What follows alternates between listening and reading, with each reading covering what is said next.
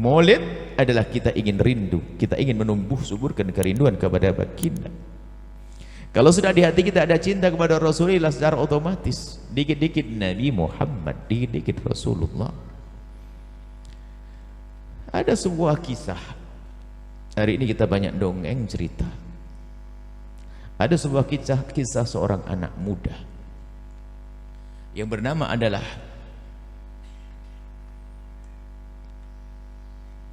Tha'labah bin Abdurrahman.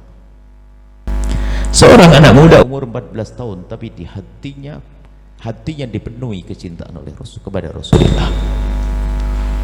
Anak muda umur 14-15 tahun, anak muda, tapi cintanya dengan baginda tidak bisa dikira-kira. Begitu besarnya kecintaan kepada Rasulullah. Tha'labah itu orangnya periang. Anda melihat orang periang kemana-mana gaya senyum. Senyum. Jadi kalau mau periang jadi. Kalau mungkin kalau ada nandungan lagu sambil renggang-renggang menandungkan lagu. Pokoknya orangnya sedang riang. Kalau jalan cepat. Dan dia itu kalau tidur di sebuah tempat di masjidnya baginda Nabi, kalau tidur mengarah ke pintu yang biasanya baginda Nabi masuk lewat tempat tersebut. Jadi pengennya pertama kali Nabi keluar, pertama kali dia adalah yang melihat. Dan dia bangga bisa melihat yang pertama. Wah, ketemu Rasulullah. Dan dia kalau diusuruh oleh baginda Nabi cepat melaksanakannya. Lalu ditanya, kenapa sih kamu kalau disuruh Nabi kayak buru-buru? Ya kalau aku disuruh oleh Nabi kan berarti aku harus meninggalkan Nabi. Biar aku segera ketemu lagi, maka segera aku laksanakan. Biar aku segera kembali lalu ketemu lagi. Itu Tha'labah bin Abdurrahman. Kami anggap cerita Tha'labah bin Abdurrahman adalah cerita hari ini harus dihadirkan. Suatu ketika Tha'labah bin Abdurrahman diutus oleh baginda Nabi untuk hajat Rasulullah. Pergilah kau ke tempat sana, selesaikan hajatku begini-begini. Tha'labah pergi menjalankan tugas Rasulullah di ganggang. Dia berjalan di ganggang kota Madinah. Memasuki ganggang kota Madinah, zaman dulu Madinah, sekitar Masjid Nabawi zaman dulu bukan seperti hari ini yang tampak gedung-gedung megah, hotel-hotel mewah, bukan. Zaman itu sangat sederhana, ada nih rumah-rumah masyarakat kota Madinah.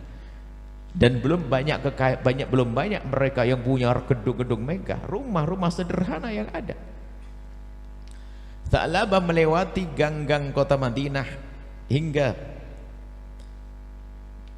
Tha'labah saat itu terhenti kepada suara pintu yang terbuka karena hembusan angin.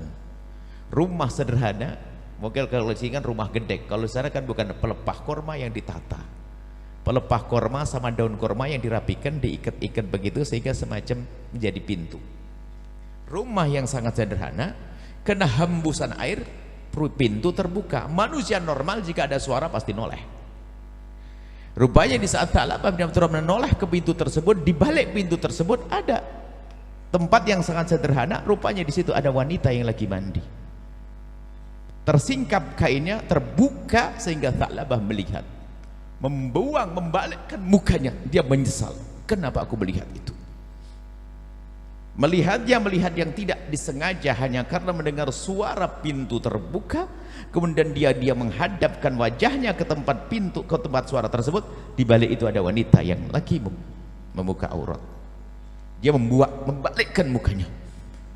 Seketika itu yang diingat adalah Rasulullah. Dia menangis dan berkata, mataku yang aku gunakan melihat Rasulullah, kenapa aku melihat ini?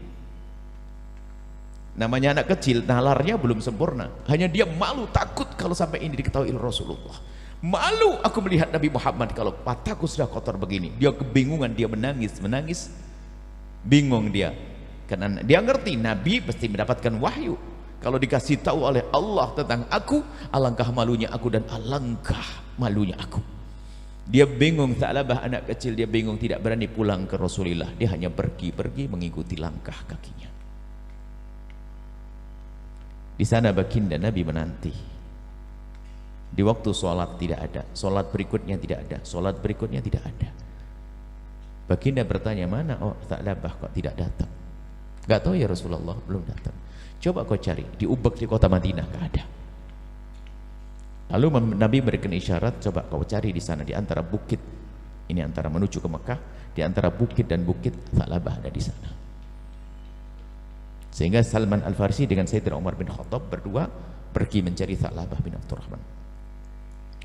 Ke tempat tersebut dicari, setiap ada gerombolan orang ditanya, bukan.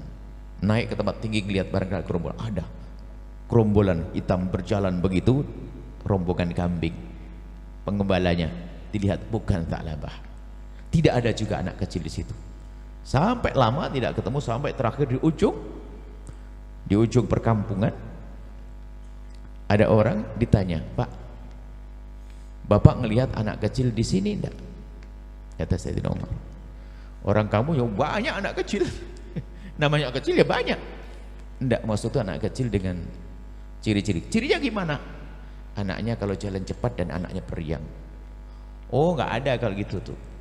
Ada anak di situ saya lihat, setiap saat saya lihat anaknya cengeng, dia suka nangis. Kata Sayyidina Umar, bukan kalau begitu. Kalau Tha'labah kan orangnya periang, senyum kalau jalan. Karena kalau jalan senyum Tha'labah, merasa selalu melihat Nabi senyum. Makanya kalau orang banyak senyum kayaknya membayangkan Nabi, mukanya cemberut tuh bayangin iblis. Karena Tha'labah kalau jalan bayangin Nabi terus, senyum terus. Makanya biasakan jadi orang yang murah senyum. Nabi basam, murah senyum, kebayang baginda Nabi SAW. Kata penggembala kambing, tidak ada kecuali ada anak cengeng di situ. Kata Sayyidina Umar, kalau cengeng bukan. Cuman kata Salman Al-Farisi, ya mungkin juga. Mungkin karena jauh lalu dia nangis di sini. Pak, di mana tempatnya? Itu di atas bukit sana. Bapak kenal orang ini? Enggak, dia anak baru dia. Saya baru lihat beberapa hari ini. Jangan-jangan dia. Lalu Sayyidina Umar dengan Salman mau naik ke atas, ditahan sama bapak itu.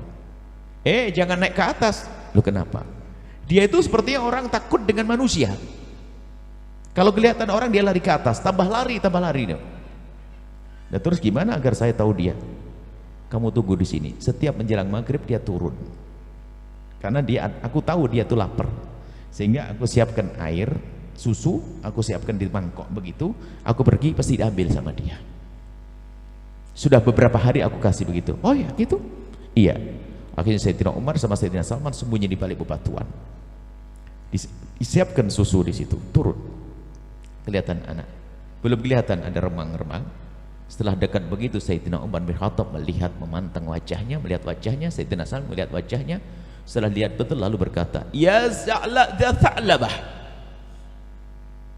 Rupanya betul Tha'labah. Tha'labah mendengar suara itu kaget. "Siapa kau?" "Aku Umar." "Ya Umar, kenapa kau ke sini? Apakah kau disuruh Rasulullah dan Rasulullah mendapatkan wahyu dan cerita tentang aku?" Tidak, aku disuruh Rasulullah, tapi tidak karena itu. Tidak, langsung lari ke atas, dikejar sama Sayyidina Umar dan ditangkap.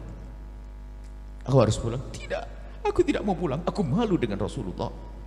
Aku malu dengan baginda. Aku malu dengan Rasulullah." "Tidak." Anak kecil dipegang, dibawa pulang.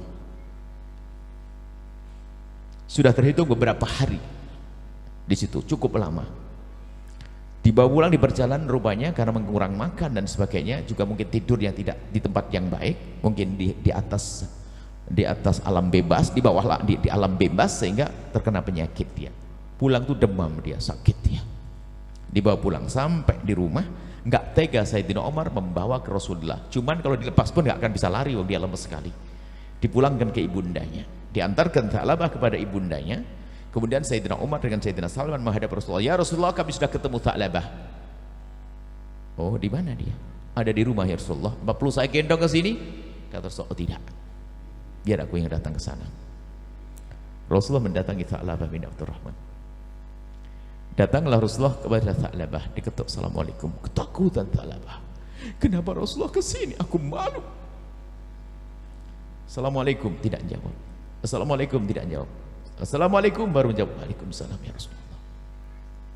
Suara parau lembut, "Waalaikumsalam ya Rasulullah." Nabi masuk, minta izin pada keluarganya. Tha'labah menghadapkan wajahnya ke bumi, tidak berani melihat Rasulullah SAW. Kemudian Nabi Muhammad di samping beliau, samping Tha'labah. Kemudian kepalanya diangkat di atas karena sakit, diangkat ke pangkuan baginda Nabi. Di saat kepalanya diangkat di pangkuan mulia, pangkuan suci baginda Nabi, tiba-tiba kepalanya diturunkan ke bumi balik. Dinaikkan, diturunkan ke bumi. Kenapa ya Ta'ala ya Rasulullah? Sungguh tidak pantas kepala yang telah membawa mata kotor ini di pangkuanmu yang suci ya Rasulullah. Tidak pantas kepala yang punya mata kotor ini di atas pangkuan sucimu ya Rasulullah. Dinaikkan lagi, kenapa engkau ya Tha'labah? Ada apa dengan kau? Apa yang kau lakukan ya Rasulullah? Aku malu, aku takut. Takut apa? Aku takut tidak bisa melihat engkau ya Rasulullah nanti di surga. Aku takut tidak bisa ketemu engkau di surga. Ada apa dengan engkau? Apa dosa apa yang kau lakukan ya Tha'labah?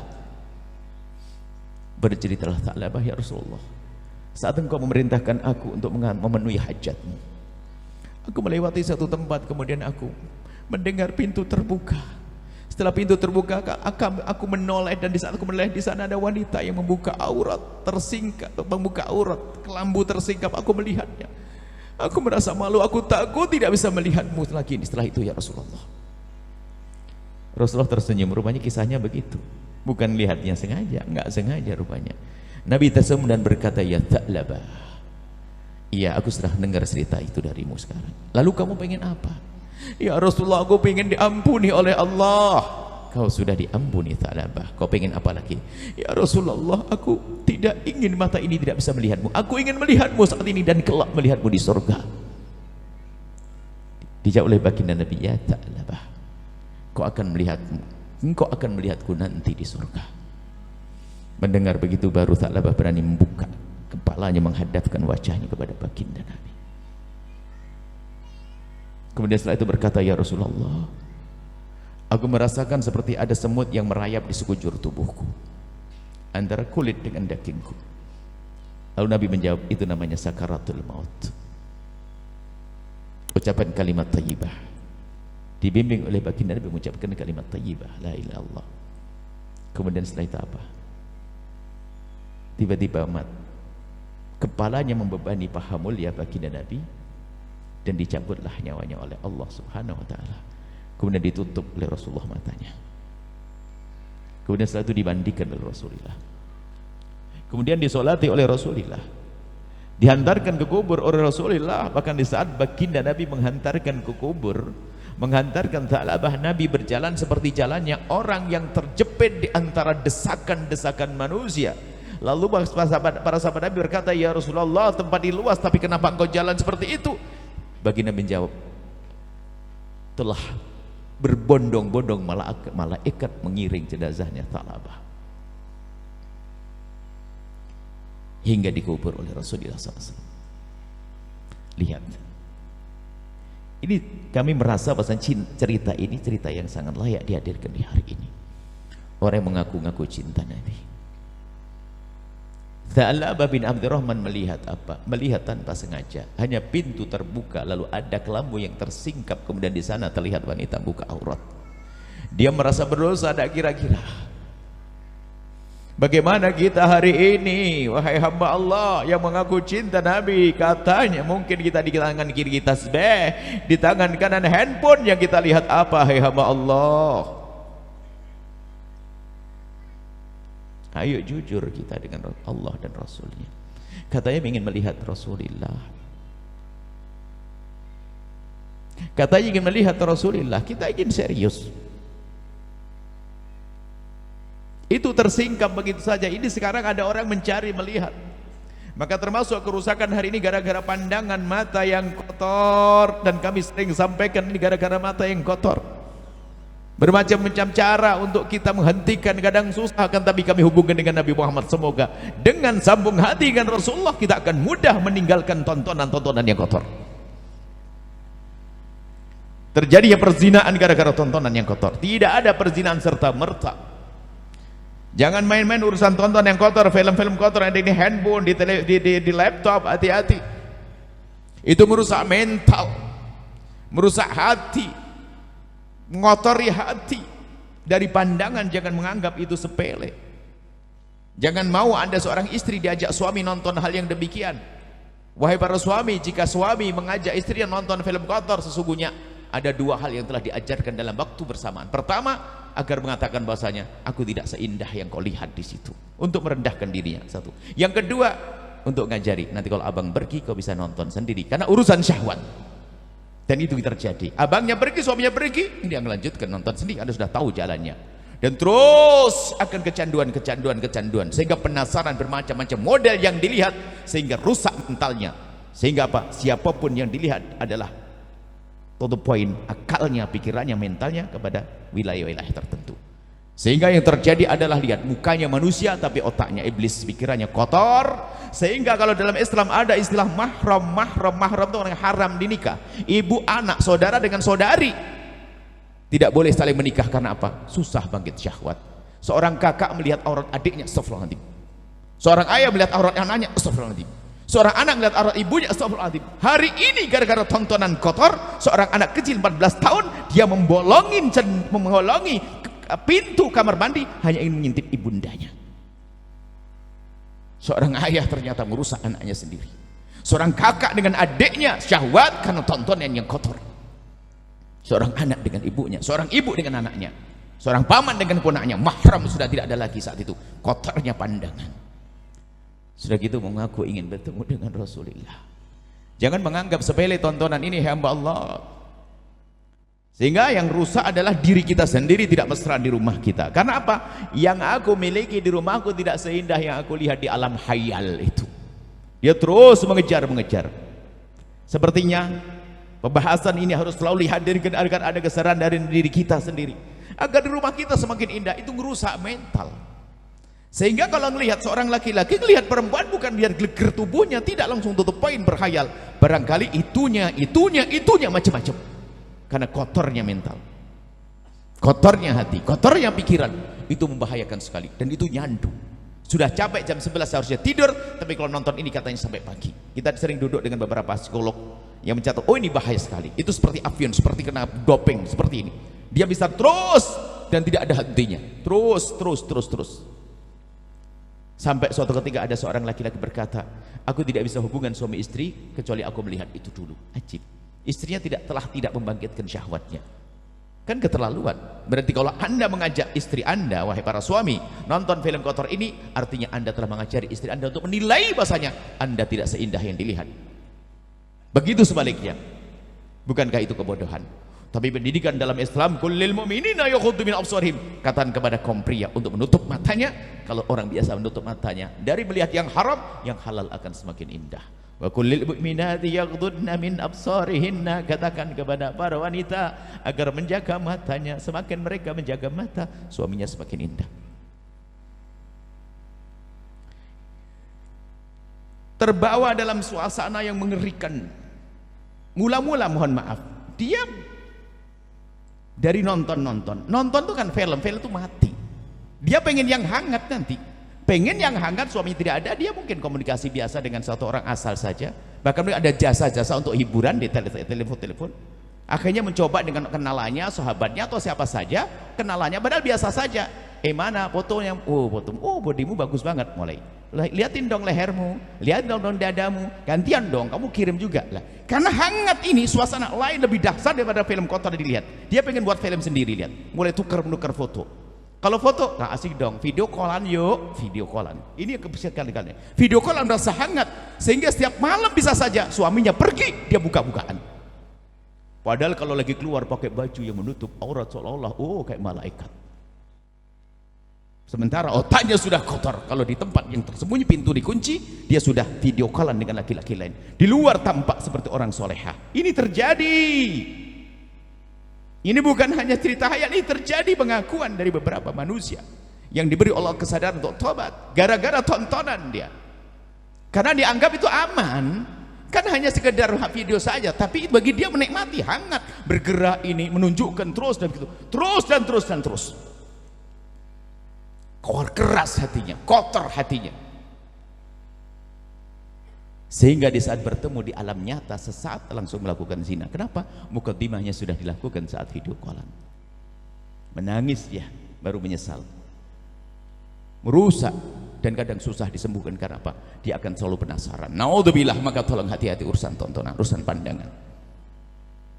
Pengkhianat akhirnya menjadi seorang wanita mengkhianat, laki-laki berkhianat, melakukan zina. Bahkan katanya, Pak, aku seperti tersihir. Bukan tersihir, kau sendiri yang menyihir dirimu sendiri. Dia penasaran karena sudah melihat kemarin di gambar-gambar, di fotonya, video callnya sudah melihat, sehingga langsung tutup poin, ingin penasaran. Mula-mula begini ceritanya, pengen penasaran kayak apa sih yang kulihat kemarin, kayak beda ya dari milik, padahal sudah punya suami yang halal, punya istri yang halal. Ini terjadi gara-gara tontonan kotor. Pengen coba-coba kayak apa sih, coba naudzubillah. Perzinahan begitu mudah terjadi hari ini gara-gara tontonan yang kotor. Takutlah kepada Allah, hai hamba Allah. Jangan dianggap sepele itu. Jangan menganggap oh nggak apa-apa, cuma tontonan. Tidak, dari situlah nanti rusaknya hati, sehingga menyepelekan dengan tengik. Kelihatannya oh pakai jubah imamah barangkali, di dalam kamar buka semuanya, video callan sama perempuan laki-laki. Kelihatannya di alam nyata sentuh jemari langsung astagfirullahaladzim kayak begitu, ternyata sudah buka-bukaan dan berzina. Naudzubillah. Takutlah kepada Allah. Ini adalah pendidikan terindah hari ini agar kita terjaga. Jaga mata Anda agar semakin indah yang ada di rumah, yang halal. Bagi yang sudah punya halal pun akan terjerumus, bagaimana yang belum punya yang halal akan begitu mudah kepleset. Yang punya halal ini terjadi sampai seorang wanita yang menyesal karena setelah itu suaminya marah dan akan mencerainya, mengadu minta tolong agar kami pertemukan kembali. Kami tanya, lebih ganteng mana suamimu dengan laki-laki itu? Lebih ganteng suamiku. Lebih perkasa mana? Lebih perkasa suamiku. Lebih kaya mana? Lebih kaya suamiku. Lalu kenapa engkau melakukan itu? Aku tidak tahu. Nangis tahu. Saya tidak paham. Di mana kejadiannya? Di tempat saya kerja. Kita lacak. Kamu nonton kan? Iya. Di tempat kerja lagi ada lagi nonton.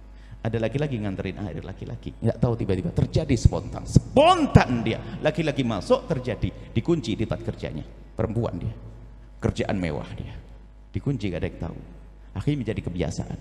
Setelah ketahuan baru mau dicerai. Naudzubillah. Kalau tidak ketahuan bagaimana? Kau akan berlanjut? Dia nangis, nggak tahu. Kau berhenti karena ketahuan, bukan kau berhenti karena takut kepada Allah.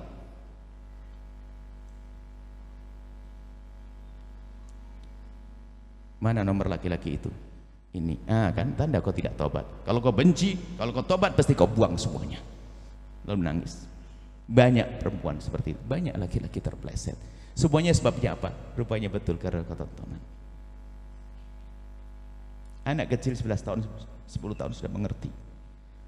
Bahkan ada anak 8 tahun, 9 tahun main nggak bisa karena mencoba, cuman nggak ngerti, nggak bisa. Subhanallah. Ini cerita. Ada anak melakukan nggak bisa karena terlalu kecil dia. Kenapa begitu? Niru yang dilihat, tontonan, nggak bisa. Allah. Hari ini masya Allah mengerikan zaman kita. Kalau sudah begitu mendengar cerita begini, pengen balik ke tahun 8, tahun 70. Ibu-ibu, zaman dulu masih enak, bapak-bapak. Media yang ada hanya TVRI, masih ingat? TVRI yang punya hanya Pak Lurah. Nggak ada warna hitam putih. Setelah seminggu tinggal selayarnya tinggal kecil, akinya mau habis. Allah, hari ini mengerikan. Kalau sudah begini, kalau kita tidak waspada, mau jadi apa kita? Ayo kita serius dengan baginda. Ingat cerita Tha'labah. Ingat cerita Tha'labah. Ingat cerita seorang laki-laki yang biasa ingin melakukan zina, berhenti karena hatinya dengan Rasulullah. Maulid Nabi bukan action Nabi, bukan untuk kita jadikan kendaraan untuk kemuliaan, kendaraan untuk kesenangan kita atau untuk kesombongan kita. Ayo kita rindu Nabi, membaca sholawat yang tulus, minta dijauhkan dari sebab kehinaan. Tapi kita pun tidak cukup membaca sholawat, tidak cukup menghindari dari sebab rusaknya hati. Ini mata kita ingin melihat Rasulullah, jangan juga melihat yang haram. Maka lihat, kalau orang biasa meninggalkan yang haram, yang halal terasa indahnya nggak kira-kira. Dengan istrinya yang halal, oh nggak kira-kira. Puasnya nggak kira-kira. Dengan suaminya nggak kira-kira. Cuman gara-gara nyicipi yang haram, sehingga yang halal pun seolah-olah hambar. Setan telah meracuni semuanya. Sehingga seorang perempuan mengaku, Padahal kita hanya nyinggung. Ada seorang perempuan kalau telepon sama temennya dulu, yang teman SMA-nya itu langsung bergetar-getar. Kalau sama suaminya itu ngangkat suara. Betul enggak? Iya Bu ya, itu saya sekali itu. Ajib. Aku langsung saya. Aku iya kalau telepon sama temanku lembut, tapi giliran sama suami ngangkat suara. Sama seorang laki-laki juga begitu. Kalau sama itu orang itu langsung kayak bisa ngomong kalem, tapi kalau sama istri yang ngangkat keras, kaku. Sudah terbohongi oleh setan. Semestinya lembut dengan pasangannya. Ini perlu merenung kita ini. Makanya jangan menghadiri Maulid Nabi pulang sama saya. Maulid Nabi pengen cepat pulang ke Rafa. Ini jamnya jam janjian aku mau lihat nanti. Dikunci pintu setelah maulidan itu melihat sesuatu yang kotor. Handphone rusak. Ya Allah, kalau Anda di tempat yang sepi, tidak banyak orang bertanya, kelihatannya hidup Anda lebih tenang. Di saat kami menempatkan diri tempatnya orang bertanya, konsultasi saya stres. Jadi cepat tua saya ini, Mas. Banyak orang punya masalah bermacam-macam. Ternyata kalau kita rentet, permasalahan adalah karena tontonan yang liar. Tontonan yang liar, hampir semuanya gara-gara tonton yang real. Karena zina tidak serta-merta. Nggak mungkin lihat perempuan cantik langsung, nggak mungkin. Dan orang pun juga nggak mau, biarpun ganteng sama ganteng belum tentu, biarpun sahabat sama belum tentu. Tapi kalau sudah berkomunikasi, itu sudah kasih mukadimah, ketemu 5 menit jadi. Tontonan, pandangan, handphone, komunikasi, hati-hati ya hamba Allah. Jangan main-main Anda seorang laki-laki komunikasi dengan perempuan, merayu dan sebagainya. Punya tanggung jawab di hadapan Allah, merusak hati. Mungkin ada sekedar main-main, memang boleh main-main begitu merusak hati. Tukar-menukar foto dan sebagainya, na'udzubillah. Sampai kami ceritakan perempuan itu men-screenshot apa yang dilakukan dengan ajibnya. Screenshot, dipikir ditemukan sendiri oleh suaminya. Kan bodoh sekali, lihat. Sudah melanggar, di screenshot, kan goblok. Ini kejadian yang sesungguhnya. Bukankah itu gila di atas gila, bodoh di atas bodoh? Kok bisa semacam itu? Padahal kalau dilihat zahir kayaknya tampak soleh. Na'udzubillah. Permasalahan adalah hati kotor tadi. Maka ayo dengan Al-Quran, jaga pandangan Anda, sibukkan dengan baca Al-Quran, dengan bersalawat mata Anda baca Al-Quran. Handphone itu adalah untuk mengurangi kesibukan kita, untuk mempermudah urusan kita, untuk membantu kesibukan kita. Cobaan hari ini handphone menjadikan kita sibuk. Kebalik cara hidup kita hari ini. Anak-anak kecil, makanya Anda janganlah berikan anak-anak urusan begitu. Kita ada di pondok pesantren, banyak permasalahan-permasalahan anak. Kalau sudah permasalahan pelanggaran syariat, kalau dilacak ke belakang, tentu karena dia di rumah pernah nonton seperti itu. Apakah dia minjem handphone ayahnya sembunyi-bunyi? Seperti itu ya. Ayo kita serius hari ini, menjelang Maulid Nabi yang serius. Kemudian setelah itu, siapapun Anda yang selama ini mungkin tontonannya sering kotor, jadikan itu masa lalu. Masa depan Anda tidak semacam itu. Anda bisa menjadi kekasih Allah. Kami tutup dengan kabar gembira bagi kita yang kotor ini, kita yang banyak dosa ini, kita yang matanya sering diumbar ini, melihat bermacam-macam ada cara ternyata untuk kembali bisa menjadi ahli surga setelah ini. Ayo serius. Pokoknya beragama jangan action deh, gitu aja. Munafik namanya. Di depan orang tampak, wah, ya masya Allah, malaikat. Wah, di rumah bikin nangis suami istri. Gelar dekat dengan Nabi. Wah, coba imamah. Tasbihnya 2 double. Solawatan. Tapi matanya kotor, takutlah kepada Allah. Kita perlu serius, jujur.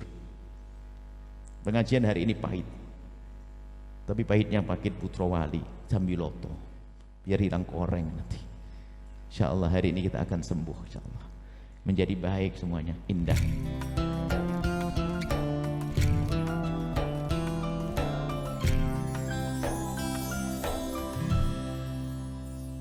Sahabat Al-Bahjah TV, setelah menyaksikan video ini, jangan lupa bersolawat kepada baginda Nabi Muhammad. Shollu ala Nabi Muhammad. Allahumma sholli alaihi wa ala alihi wa sahbihi.